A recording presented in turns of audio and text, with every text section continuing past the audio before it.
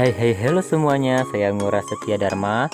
Mudah-mudahan di hari ini semuanya dalam keadaan sehat walafiat. Di masa sekarang pandemi memang sedikit lebih reda dibandingkan tahun sebelumnya, tapi kita harus tetap mematuhi segala protokol kesehatan dan tetap menjaga kesehatan diri kita masing-masing. Jangan lupa tekan tombol like, komen, share, subscribe, dan lonceng notifikasi. Baik, di sini saya akan menjelaskan mengenai AALCO atau ASEAN African Legal Consultative Organization. Mari kita mulai presentasinya. Baik, saya akan mulai dengan sejarahnya. Pada bulan April tahun 1955 atau tepatnya pada 18 April 1955 hingga 24 April 1955 diselenggarakan konferensi tingkat tinggi Asia Afrika atau yang disingkat dengan KTT Asia Afrika atau KAA, kadang juga disebut sebagai Konferensi Bandung, yang dilaksanakan di Gedung Merdeka Bandung, Indonesia. Konferensi ini adalah sebuah konferensi antara negara-negara Asia dan Afrika yang kebanyakan baru saja memperoleh kemerdekaan. Konferensi ini bertujuan untuk mempromosikan kerjasama ekonomi dan kebudayaan Asia Afrika dan melawan kolonialisme atau neokolonialisme Amerika Serikat, Uni Soviet, atau negara imperialis lainnya. Dengan adanya dan diselenggarakannya konferensi Asia Afrika inilah yang menjadi dasar terbentuknya ASEAN African Legal Consultative Organization atau yang disebut juga dengan AALCO. Sebelum adanya AALCO, terlebih dahulu terbentuk ASEAN Legal Consultative Committee atau ALCC. Barulah terbentuk ASEAN African Legal Consultative Organization. Hal ini dianggap sebagai hasil nyata dari adanya konferensi Bandung yang diselenggarakan di Indonesia pada bulan April 1955. Kemudian pada bulan April 1958 dengan adanya keikutsertaan sertaan oleh negara-negara di benua Afrika, nama organisasi diubah menjadi ASEAN African Legal Consultative Committee atau AALCC. Pada sidang tahunan ke-40 yang diselenggarakan di markas besar AALCC di New Delhi pada tahun 2001, nama komite diubah menjadi ASEAN African Legal Consultative Organization atau AALCO. Dengan perubahan nama ini mencerminkan status organisasi yang lebih berkembang. Perluasan komite ini membantu untuk memusatkan ide-ide yang lebih beragam dan mendorong fokus internasional yang lebih luas. Sebelumnya AALCO berfungsi sebagai dewan penasihat bagi negara-negara Asia Afrika mengenai hal-hal atau masalah-masalah hukum internasional. Selanjutnya akan kita bahas mengenai keanggotaan negara-negara Asia African Legal Consultative Organization atau AALCO.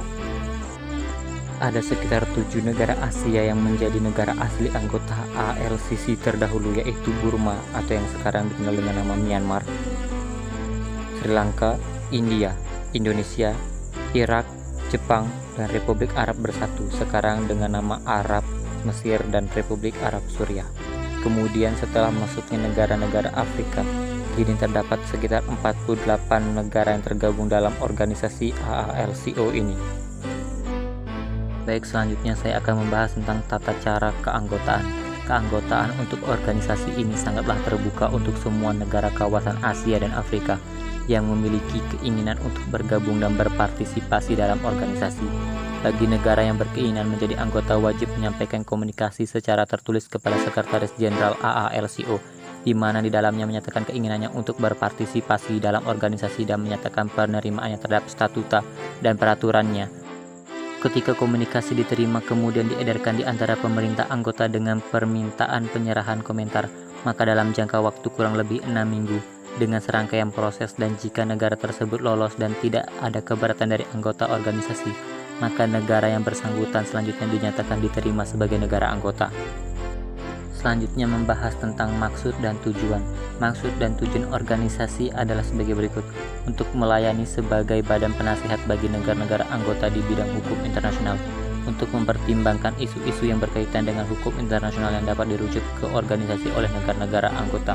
Selain itu, untuk bertukar pandangan, pengalaman, dan informasi tentang hal-hal yang menjadi perhatian bersama yang memiliki implikasi hukum, dan untuk membuat rekomendasi jika dianggap perlu.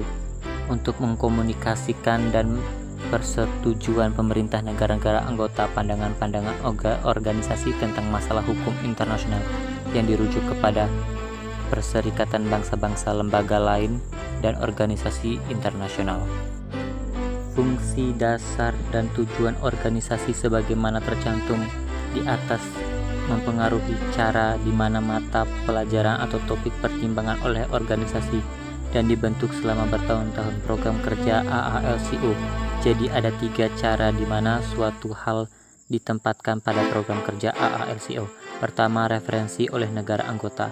Kedua, inisiatif suo motu dari Sekretaris Jenderal.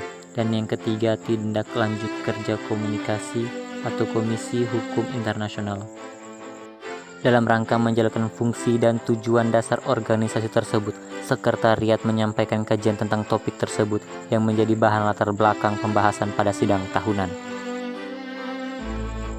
Selanjutnya saya akan bahas tentang sidang tahunan organisasi.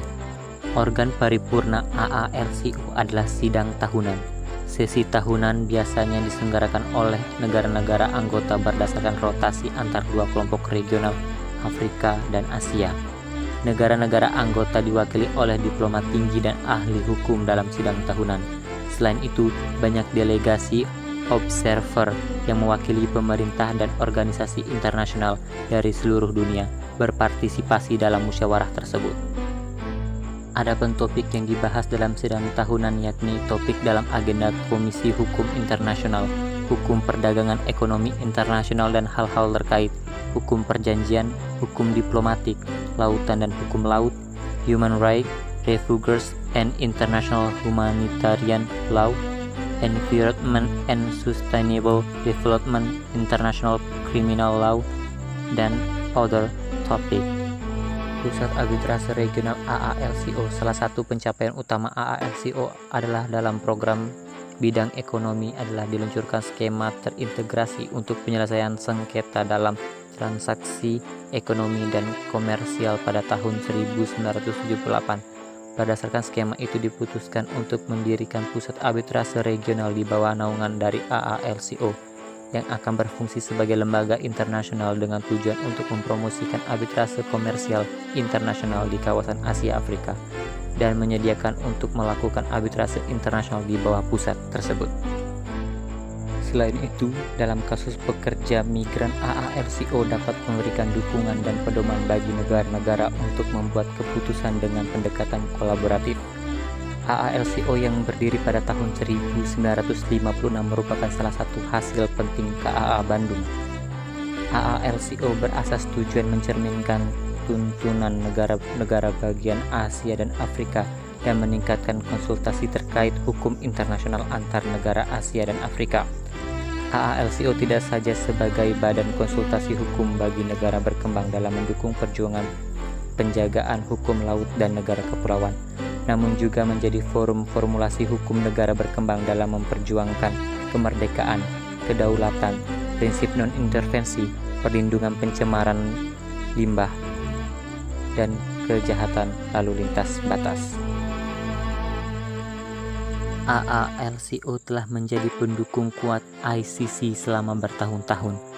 Sebuah Memorandum of Understanding atau MOU antara AALCO dan ICC ditandatangani pada tahun 2008, berusaha untuk memberikan orientasi praktis untuk komitmen bersama pada penguatan aturan hukum internasional. Tetap terbuka segala bentuk kerjasama dan kemitraan yang saling memperkuat nilai-nilai bersama.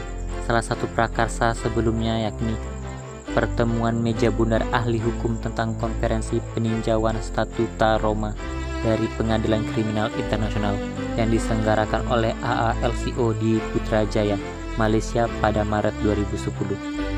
Diapresiasi secara luas oleh komunitas Asia Afrika sebagai upaya tegas dalam mengartikulasikan signifikasi hukum dari konferensi tinjauan Kampala dengan mengikat aspirasi negara anggota.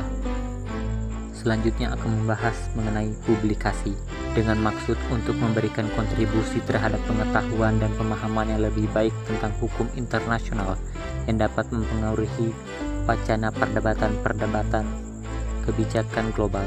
AALCO telah menerbitkan buletin kuartal sejak tahun 1976. Mulai tahun 2012, nama buletin diubah menjadi AALCO Journal of International Law untuk memberikan panduan kepada Dewan Redaksi tentang masalah konten dan kebijakan. AALCO membentuk Dewan Penasehat Internasional.